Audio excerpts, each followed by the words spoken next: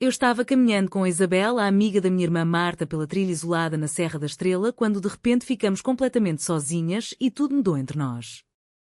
O ar fresco da montanha parecia carregar uma tensão elétrica e eu senti meu coração disparar quando nossos olhares se cruzaram de forma diferente. Isabel parou de repente, virou-se para mim e com voz trêmula confessou: Ana, há meses eu guardo isso dentro de mim, eu sinto algo forte por você, não é apenas amizade, é atração real e profunda. Meu corpo congelou, mas antes que eu pudesse responder ela se aproximou e nossos lábios se tocaram em um beijo hesitante que rapidamente se tornou mais intenso, cheio de emoção contida. Aquele momento foi como um choque que despertou sentimentos que eu nem sabia que existiam. Quando nos afastamos, o pânico tomou conta de mim. O que acabamos de fazer? Eu perguntei com voz baixa, olhando ao redor como se alguém pudesse nos ver na trilha deserta.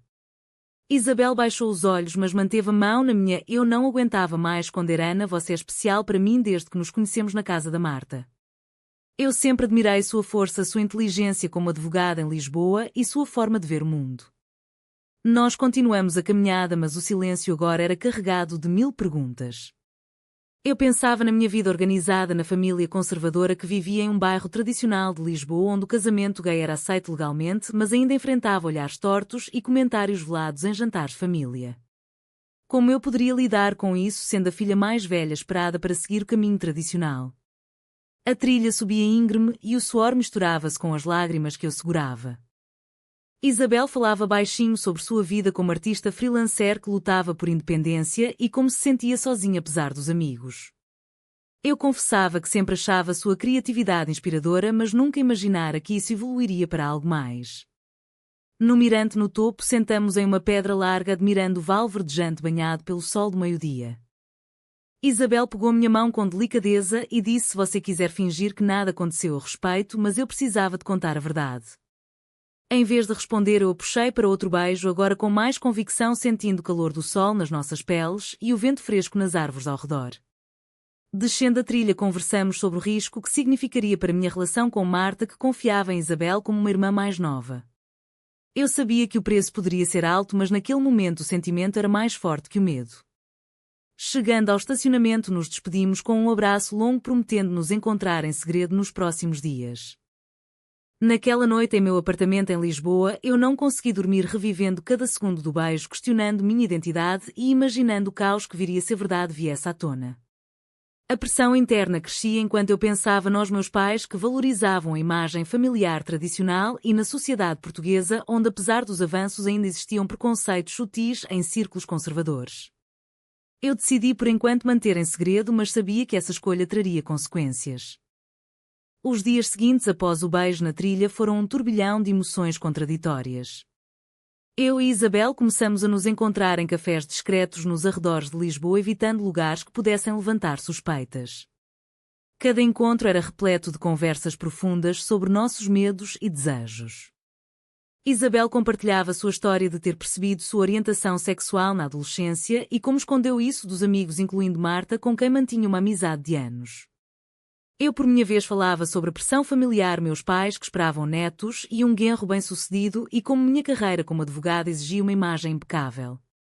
A tensão aumentava quando eu recebia mensagens da Marta perguntando sobre o passeio e se tudo tinha corrido bem.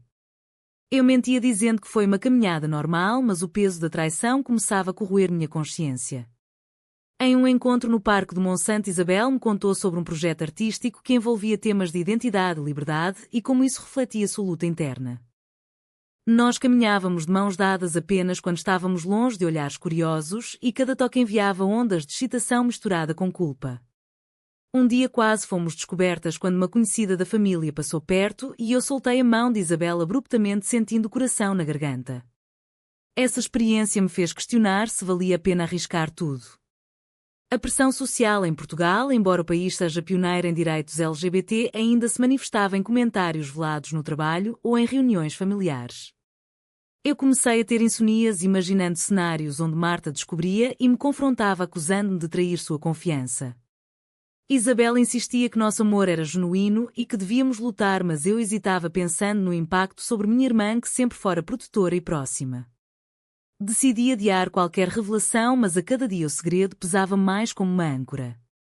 Em uma noite chuvosa nos encontramos no apartamento de Isabel e conversamos até tarde sobre o futuro hipotético morar juntas e enfrentar o mundo. Pela primeira vez, eu senti uma centelha de esperança, mas logo veio o medo do preço a pagar em termos de laços familiares rompidos. Eu voltei para casa decidida a manter o equilíbrio, mas sabia que a qualquer momento a situação poderia explodir. A narrativa seguia com mais reflexões sobre dilemas morais, o conflito entre desejo pessoal e dever familiar e pequenas decisões que acumulavam tensão, como apagar mensagens ou inventar desculpas. A tensão atingiu um ponto crítico quando Marta começou a suspeitar de algo estranho em meu comportamento. Durante um jantar familiar em casa dos meus pais em Lisboa, ela mencionou casualmente que Isabel parecia distante ultimamente e perguntou se eu sabia de algo. Meu estômago revirou, mas eu mantive a compostura respondendo vagamente. Dias depois, Marta me confrontou diretamente dizendo que viu mensagens no celular de Isabel mencionando meu nome de forma afetuosa. A traição veio quando ela pressionou Isabel, que em pânico acabou confirmando parte da verdade sem detalhes completos. Marta explodiu em lágrimas, acusando-me de destruir a amizade e de ser egoísta por colocar desejos acima da família. O confronto foi devastador no apartamento dela, onde ela gritava que eu havia traído sua confiança e que nossos pais nunca aceitariam algo assim.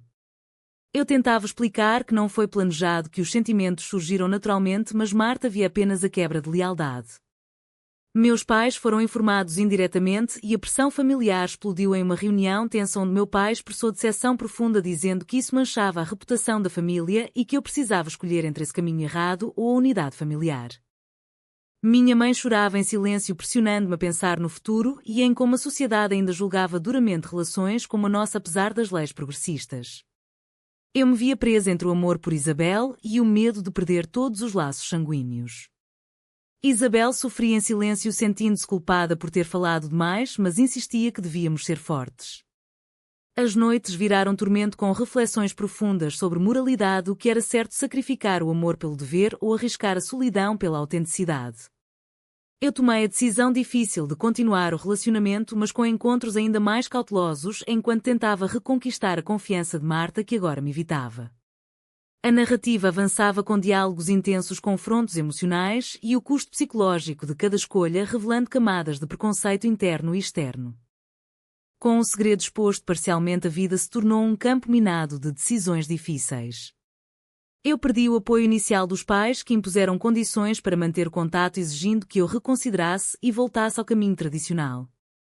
Marta cortou relações temporariamente, enviando mensagens duras sobre como eu havia partido seu coração e o de Isabel ao misturar amizade com romance proibido.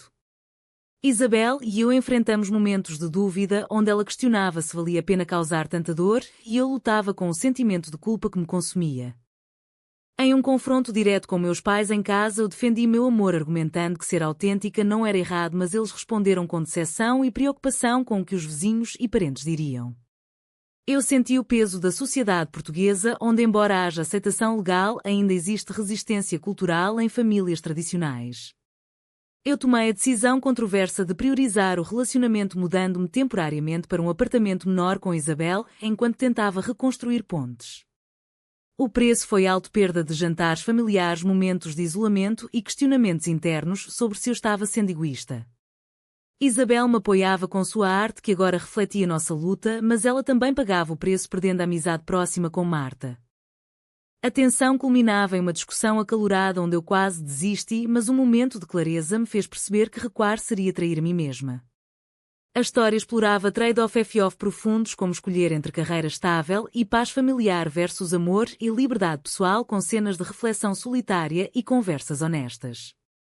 Após meses de conflitos intensos, eu e Isabel decidimos assumir publicamente nosso relacionamento, participando de eventos comunitários e sendo honestas com quem importava.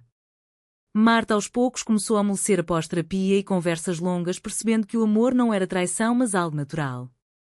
Meus pais, embora ainda relutantes, mantiveram contato mínimo, mostrando que o tempo poderia curar feridas. Eu despertei para uma versão mais forte de mim mesma, aprendendo que a felicidade verdadeira exigia coragem e que o preço da autenticidade valia a pena apesar das cicatrizes. Isabel e eu construímos uma vida juntas em Lisboa, equilibrando carreiras e amor enquanto navegávamos preconceitos remanescentes. O despertar veio com aceitação gradual e compreensão de que escolhas certas muitas vezes envolvem dor inicial. Você acha que seguir o coração apesar da dor familiar e do julgamento social foi a decisão moralmente correta ou Ana deveria ter priorizado a harmonia familiar acima de tudo?